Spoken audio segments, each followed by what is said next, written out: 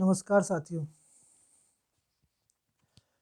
बच्चों, जुलाई 2022 की जो करंट अफेयर की हम सीरीज चला रहे हैं उसमें हमने आपको 3 क्लास प्रोवाइड करा दी हैं। मैं आपको चौथी क्लास प्रोवाइड करा रहा हूं और यही अंतिम क्लास होगी आपकी। मैं 100 क्वेश्चन में से भी छांट करके आपके लिए 50 क्वेश्चन लाया हूं, जिससे ये हो सके कि जुलाई 2022 के कम से कम टॉप से टॉप क्वेश्चन हम वो कर लें और कम से कम समय में कर लें। तो इसलिए जो महत्वपूर्ण क्वेश्चन मुझको लगे वो मैंने आपके सामने प्रस्तुत कर दिए हैं। आज की जो लेक्चर में ये समाप्त हो जाएगी जुलाई माह की, और हम कल से आपको अगस्त माह की शुरू करा देंगे। इसी सीरीज में हम जल्दी ही 20-25 दिन में ही पता चलेगा, धीरे धीरे हम जहां आपको वर्तमान में चल रहे हैं वहां पर पहुंच जाएंगे। ठीक है बेटा, चलिए शुरू करते हैं, ज़्यादा देर नहीं करते और शुरू करते हैं। तो पहला क्वेश्चन ले लेते हैं। किस देश की संसद ने, पहला क्वेश्चन है कि किस देश की संसद ने पार्लियामेंट ने किस देश की पार्लियामेंट ने बीसीसीआई अध्यक्ष रहे, BCCI Bharat cricket control board के अध्यक्ष रहे, उस समय पर अध्यक्ष थे और अब लिखेंगे तो अध्यक्ष रहे सौरभ गांगुली को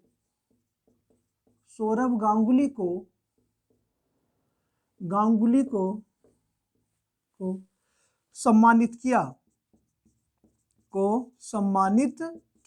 बताइए बेटा, किस देश की संसद ने बीसीसीआई अध्यक्ष रहे सौरभ गांगुली को सम्मानित किया? तो आपको याद होना चाहिए बेटा, जो पार्लियामेंट्री सिस्टम है भारत के कॉन्स्टिट्यूशन में भी कहां से लिया गया है, इंडिया के कॉन्स्टिट्यूशन में कहां से लिया गया है? तो ब्रिटेन से, आप सबको पता है। यूके का ये, ब्रिटेन का ये, इंग्लैंड का ये। तो किसने कहा बेटा? ये ब्रिटेन ने सम्मानित किया है। किसे किया है? सौरभ गांगुली को सम्मानित किया है। ठीक है, अगला क्वेश्चन देखते हैं। भारत का फर्स्ट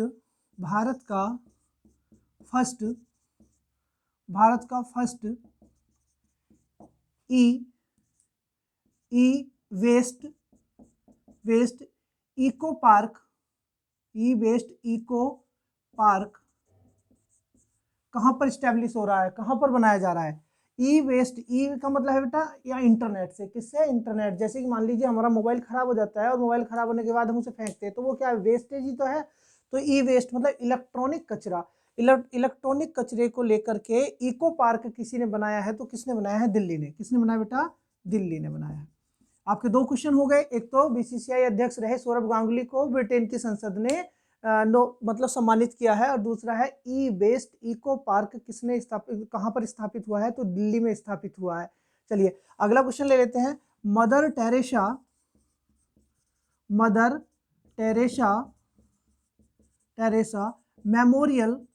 मेमोरियल अवार्ड ये महाराष्ट्र गवर्नमेंट देती है बेटा। मदर टेरेसा मेमोरियल अवार्ड ये कौन सी गवर्नमेंट दी? महाराष्ट्र गवर्नमेंट ने दिया है।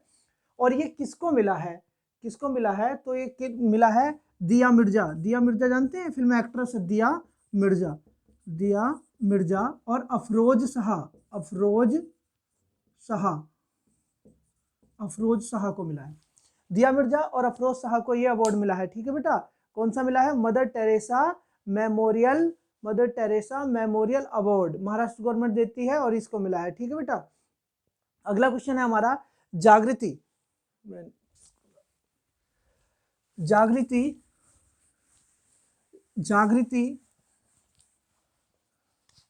अगला क्वेश्चन हमारा जागृति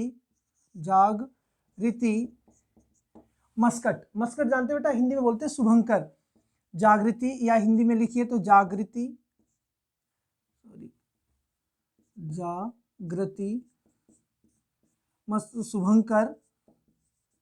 शुभंकर या इसे इंग्लिश में बोलते हैं मस्कट। तो जागृति मस्कट जो है वो बताइए किस डिपार्टमेंट का है? किसने अपना शुभंकर दिया है? मस्कट कहते हैं ना बेटा, एक होता लोगो, एक होता मस्कट।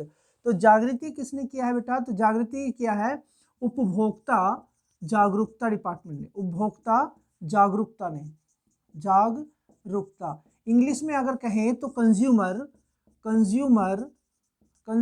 अवेयरनेस डिपार्टमेंट,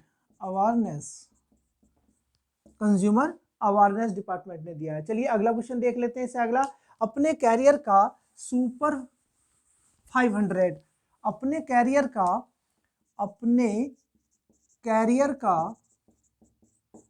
कैरियर का सुपर 500 खिताब जीतने वाली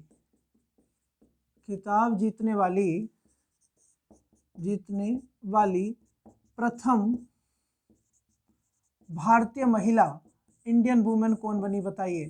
भारतीय महिला फर्स्ट इंडियन वुमेन जिसने सुपर 500 खिताब को जीता है, अवार्ड को जीता है। तो बेटा बड़े आप जानते हैं, बड़ी नाम सुना होगा आपने, पीवी सिंधु। कौन सा है? पीवी सिंधु। पीवी सिंधु किस खेल से हैं आपको पता ही होगा, बैडमिंटन से हैं। बैडमिंटन से हैं। किससे हैं बेटा?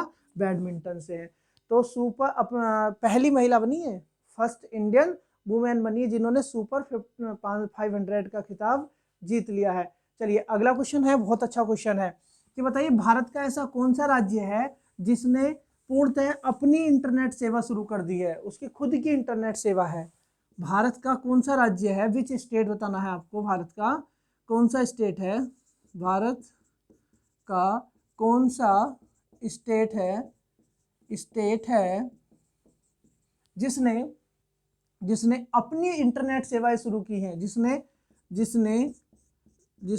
अपनी इंटरनेट सेवाएं शुरू की हैं। बताओ भारत में अभी तक कोई ऐसा राज्य नहीं था जिसका अपना इंटरनेट हो, तो उसकी अपनी इंटरनेट सेवाएं शुरू हुई हैं, इंटरनेट सेवाएं शुरू की हैं। तो इंटरनेट सर्विस देगा, इंटरनेट सर्विस पहली बार जिसने प्रोवाइड कराई है और खुद की उसकी अपनी स्टेट लेवल की अलग है। तो वो कौन सा है? केरला है बेटा। कौन सा है? केरला है। चलिए आगे चलते हैं। केरला के ये वाला क्वेश्चन भी हो गया। इंटरनेट सेवा देने वाला भारत का पहला राज्य कौन सा है? तो पहला राज्य है हमारा आपका कौन सा? केरला। केरला राज्य है। चलिए अगला क्वेश्चन ले लेते हैं। तो अगला क्वेश्चन लेने से पहले चलिए पहले ये करते हैं अगला क्वेश्चन। सेंटर गवर्नमेंट है हमारा, सेंटर गवर्नमेंट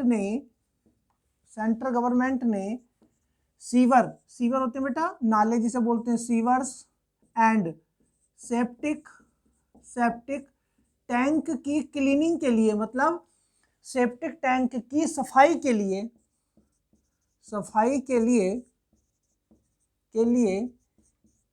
कौन सी स्कीम चलाई है बेटा? बताओ कौन सी योजना चलाई है, या कौन सी योजना चलाई है? केंद्र सरकार ने सीवर और सेप्टिक टैंक की सफाई के लिए कौन सी योजना लॉन्च की है? तो कौन सी योजना लॉन्च की है बेटा? नाम है उसका नमस्ते योजना। कौन सी? नमस्ते स्कीम बोल देते हैं, ठीक है, नमस्ते स्कीम। तो अगला क्वेश्चन आपका ये हो गया। चलिए अगला फटाफट क्वेश्चन कर लेते हैं। अगला क्वेश्चन है khadi and village industry chairman. Khadi and village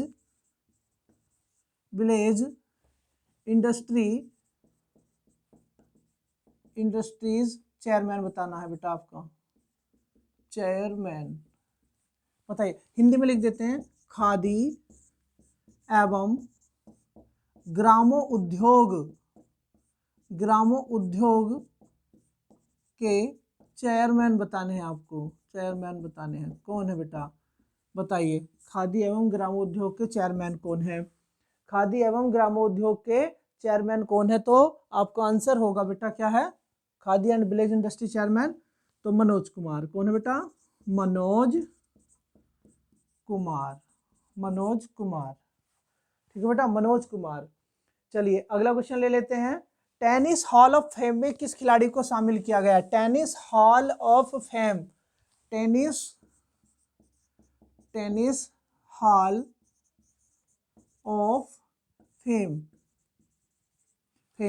मतलब हिंदी में लिखो तो हिंदी में भी ऐसे ही लिखा जाएगा, टेनिस हॉल ऑफ फेम। अच्छा बेटा इस बात को जान लीजिए, टेनिस जो है, टेनिस में जो खिलाड़ी रिटायरमेंट ले चुका है उसको इस क्लब में शामिल किया जाता है। टेनिस हॉल ऑफ फेम में किसे शामिल किया गया है? तो पहले पुराने खिलाड़ियों को बहुत हद तक शामिल कर रखा है। अब जो नए खिलाड़ी और रिटायर होकर आए हैं और अच्छी उपलब्धियां हैं उनकी, तो उनकी उपलब्धियों को मद्देनजर रखते हुए टेनिस हॉल ऑफ फेम में उनको शामिल कर लिया जाता है। अभी फिलहाल जुलाई 2022 में किसको शामिल किया गया है, तो लैटिन हैबिट को किया गया है। किसको, लैटिन हैबिट,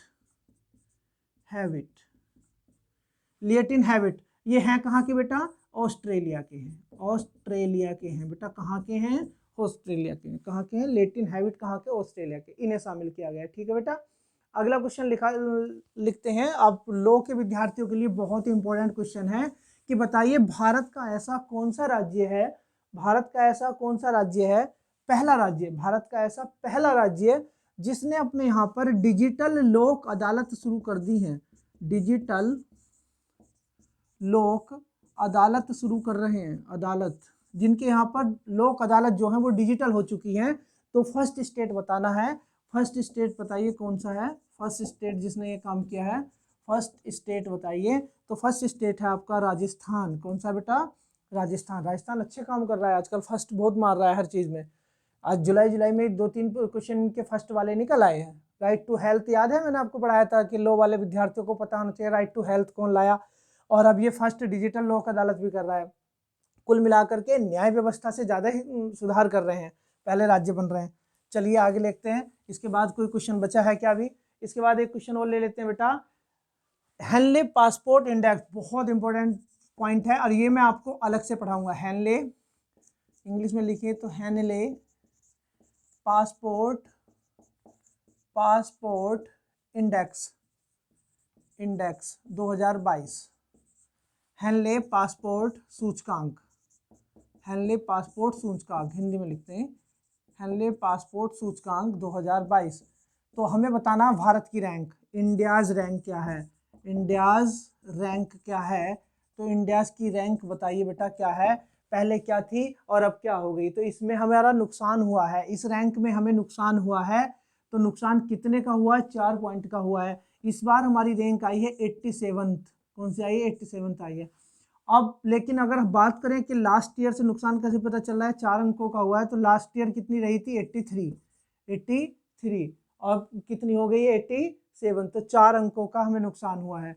लास्ट ईयर कितनी थी, लास्ट ईयर 83 थी। ठीक है बेटा, चलिए अब अगला क्वेश्चन ले लेते हैं। नीति आयोग को आप बच्चे सब जानते होंगे कि नीति आयोग क्या है कि 1 जनवरी 2015 को नरेंद्र मोदी जी ने योजना आयोग का नाम बदल करके, प्लानिंग कमीशन का नाम बदल करके नीति आयोग कर दिया था। तो नीति आयोग बहुत सारे काम करता है, योजना आयोग वाले काम भी, उसके अलावा भी और काम आए हैं। तो नीति आयोग क्या करता है बेटा, हर साल एक इनोवेशन इंडेक्स जारी करता है, इनोवेशन रिपोर्ट या इंडेक्स जारी करता है। तो देखिए बेटा लिखते हैं, इंडिया, भारत के लिए, केवल भारत के परिप्रेक्ष्य में, India innovation index, India innovation index 2022, या रिपोर्ट भी कह सकते हैं, इंडिया इनोवेशन रिपोर्ट 2022, अर्थात इसे कहें तो भारतीय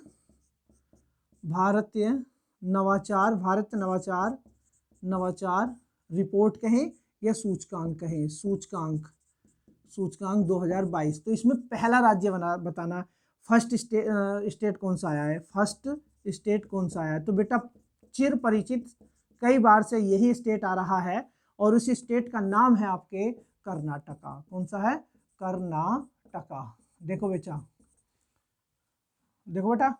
बच्चे देखो प्यार, इसे ये हो गया।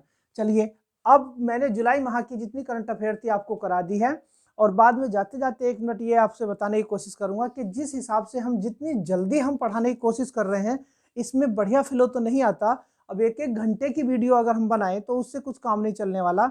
इस समय हमारे पास 1 घंटे की वीडियो नहीं, हमें तो क्रीम चाहिए, और उस क्रीम को ही हम प्लानिंग बना के पढ़ेंगे तभी होगा।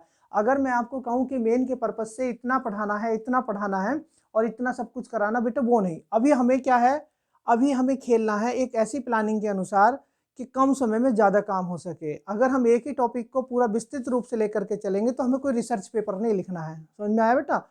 अगर मैं कहूँ कि इसी चीज़ को ले जाएं और इस पर ही रिसर्च पेपर लिखने लगें, क्योंकि इनोवेशन के बारे में तो बहुत सारी चीज़ें आ सकती हैं, ये तो करंट है। अगर मैं किसी जीएस को पढ़ाता हूँ और जीएस में भी कहीं अगर बढ़ा कर चढ़ा करके खूब बड़ा बताता हूँ, तो मुझे रिसर्च नहीं करानी है, आप रिसर्च स्कॉलर नहीं बनाना है मुझे। मानते हैं कि पेपर कोई इजी नहीं होता, ये हम भी मानते हैं भैया, पेपर कोई इजी नहीं होता। टीचर कह देते हैं कि बच्चे ऐसा है, ये है, वो है। नहीं, पेपर कोई इजी नहीं है, पेपर सब टफ है, लेकिन इजी तब है जब तुम्हारी किस्मत साथ दे रही हो और तुम्हारी प्लानिंग काम कर गई हो, प्लानिंग काम कर गई हो, तुमने कम पढ़ा हो और उसमें से ही फंस गया हो। तो ऐसा कुछ है कि जबरदस्ती गधे मत बनो, जबरदस्ती गधे मत बनो, उसे लादो मत अपने ऊपर जबरदस्ती का इतना बड़ा। देखिए, अगर हिस्ट्री एक विषय है, हिस्ट्री एक विषय है, सोशोलॉजी एक विषय है, इकोनॉमिक्स एक विषय है, तो आप उसे इतना डीप पढ़ करके जाएंगे तो क्या रिसर्च स्कॉलर बनेंगे या आपको असिस्टेंट प्रोफेसर का पेपर देना है? बताइए, बताओ। और एक चीज और जान लीजिए बच्चों, मेरी इस वीडियो में ये गैर हिदायत, कांस्टेबल का पेपर हल्का नहीं होता। कभी सोचो कि कांस्टेबल का पेपर हल्का न हो, पेपर है वो बेकार है, वो ऐसा कुछ नहीं है। दांतों तले उंगली दबा देते हैं लोग, कांस्टेबल का पेपर भी नहीं होता लोगों से, समझ में आया? पेपर कोई हल्का नहीं है, चाहे वो कांस्टेबल का हो चाहे वो पीसीएस का हो, समझ में आया? कई बार ऐसा होता है जब याद कहा जाए तो पीसीएस हल्का लगता है, कांस्टेबल भारी लगता है। कांस्टेबल भी पेपर ऐसे ही नहीं बनता है। तो पढ़ना हमें सबको है, लेकिन प्लानिंग के अनुसार पढ़ना है। अब देखिए, हम घास ही काटते हैं जल्दी जल्दी पढ़ाने के लिए, जल्दी जल्दी घास ही काटते हैं, तो जरूरी थोड़ा ही है ये घास ही काटना जो है, इसे हम क्यों कर रहे हैं? हम इसलिए कर रहे हैं क्योंकि फरवरी में अगर आपका पेपर हो गया तो हम क्या कराएं? अब जुलाई के कम से कम अगर एक महीने के क्वेश्चन लगाओ, 450 बैठते, मैंने उस दिन भी आपसे बताया था, और हम केवल 50 क्वेश्चन कराने की कोशिश कर रहे हैं।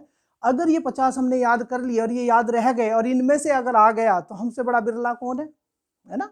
अगर हम 450 की खिचड़ी एक महीने की पकाएं, 400 की उस 50 उसकी उधर पकाएं, और कथन कारण वाला क्वेश्चन पूछ लिया गया, मान ले हमने आपकी बात मान ली कि डीप आता है, ये कोई कांस्टेबल का पेपर नहीं, डीप आता है, मान ले डीप आता है, कथन निष्कर्ष आते हैं।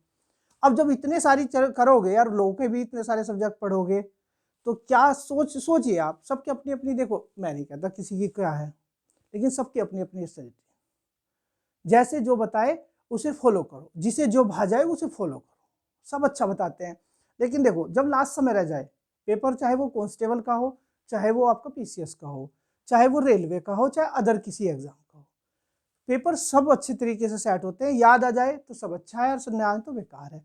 लेकिन हाँ, तैयारी को अगर ऐसे ही करना है तो समय लेकर के करो, लेकिन अब हमारे पास समय नहीं है। अगर यूपी पीसीएस जे का टारगेट बैच हम चलाएं तो उस हिसाब से अगर देखा जाए तो ये जो हम घास से काट रहे हैं और जल्दी जल्दी पढ़ा रहे हैं, ये सबसे बेस्ट है जहाँ तक मेरा अनुभव है। और इसमें मैं कहता हूँ कि मेरे अनुसार नहीं चलना चाहिए, आपको अपनी प्लानिंग बनानी चाहिए। ठीक है, काफ़ी समय ले लिया आपका, धन्यवाद।